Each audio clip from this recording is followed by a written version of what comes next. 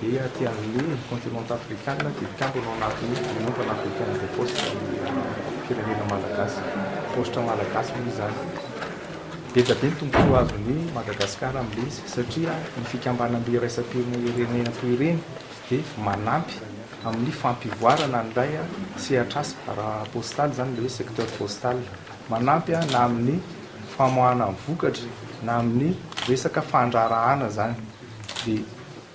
ny anton'ity fivoriana lehibe ity zany le hoe fivorian'ny 5e session extraordinaire de plénipotentiaire fanaovana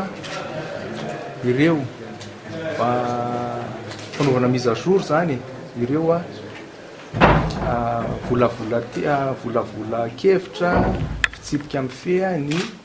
Union panafricaine de poste mba ahafahana satria efa taloha be izy ireo tsy dia ahafahana miatrika ny tsena izay miova be mivoatra be sy ny teknôlôjia izay mivoatra be amin'izao fotoana izao dia ohatran'ny hoe fanaovana an'izay anaraka ny toetrandro fanovana an'izay izay nefa tsy firenena ray no manovan'ilay izy fa tsy maintsy ny firenena mpikambana rehetrarehetra. Madagasikara tsy afaka nandray an'ity fivoriana be iraisam-pirenena ity raha tsy nahazo an'ilay hoe fetrisa tratrarina na ny korom dia efa nahazo an'izay vakoka ataovana izay Madagasikara dia io tsika anio zany manomboka ny fanokafana an'ilay izy. Ankoatran'izay le fanaovana manaraka ny toetrandro ilay rijateny makasika ny Union panafricaine de poste dia misy koa teboka faharoa lehibe hiatrehany mandritra ny fivoriana io ilay hoe fandrindrana ny fekevitra hoentin'ny postre rehetra ty Afrika any amin'ilay congrès atao any Addis Abeba izy io amin'ny volana septembre karakarain'ny UPU Union postale universelle ampitovitovina zany ny hevitra ny postre aty Afrika amin'io satria resaka ara-stratéjika be no hodiniana any. Zay zany tena teboka faharoa lehibe iarana amin'ny dinikavy. Ny lesika moa zany dia lasa misy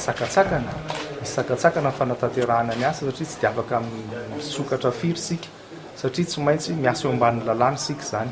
Raha hoe atao mise à jour izy atao manaraka ny toetrandro araka ny nazavaina teny aloha dia isaky ny efataona ihany no mivory ilay hoe conférence de plénipotentiaire zany isaky ny efataona. Tsika zany tsy isaky ny efataona dia ohatran'ny mampifanaraka azy amin'ny toetrandro fotsiny satria izay nefa hotapahana androany zay anao an'izay rijateny zay dia tokony mandeha ho azy mirindra arak'izay zany fivoaran'izy ireo fa tsy afaka miandry tsontsika mampiantso session extraordinaire fa dia mirindra arak'izay fanatanterahana l'izy dia afaka miasa ataoko hoe akaranana nga sy hoe manaraka ny fivoarana toe-java-misy na ilay teknôlôjia vaovao na ilay fivoarana eo amin'ny sehatry ny tsena. Rehefa andray an'ireny ny fandehan'ilay izy zany dia tamin'ny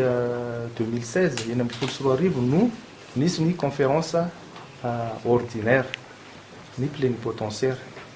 natao tany Yaoundé izy io tany Cameroun dia tokony afaka efataona vao misy an'ilay conférence noho ny amehana nefa dia nitenenina teo hoe tsy ajour ilay rijateny makasika an'ilay fandarana amin'ny resaka secteur postal zany dia nangataka ny mpikambana rehetrarehetra hoe tokony asiana session extraordinaire mba ahafana mamaha ny olona io dia nanao proposition zany Madagasikara andray an'ilay izy dia io tsy afaka mandray an'izao mandeha ho azy ohatran'izao ilay firenena fa ilaina ny fakatoavany mpikambana izay le ilaina n'ilay korom tsy maintsy ny roa-pahatelo ny mpikambana amin'ny fakatoavany hoe ty firenena ity no andray an'izy io dia azon'ny Madagasikara zay no ahafahantsika mandray an'azy toy izao fakatoavana zany le izy confiance amin'ny firenentsika. Ny postre malagasy ararak'ilay fanazavanom-benombeny manana vokatra tokoa izany amin'ilay resaka hoe fandrarahana amin'ny fandefasana taratasy fa misy le fandrarahana ara-bola io zany le hoe fandefasana mbola na fandraisam-bola eto toerana sy any ivelany ary misy n'le hoe compte tahiry tena ao anatin'ny faninanana tanteraka amin'ny postre malagasy dia miatrika an'izay ny toa fantatsika fa misy ny banfobe Madagasikara tsy maintsy manaraka an'izay dia aorinan'izay zany ireo sampandraraha samihafa na ny tsy miankina na miankina vao mijery ara-teknika amin'izay hoe aiza no azahoanay tombony aiza no ahafahanay manome fahafaham-pompanjifa amin'izay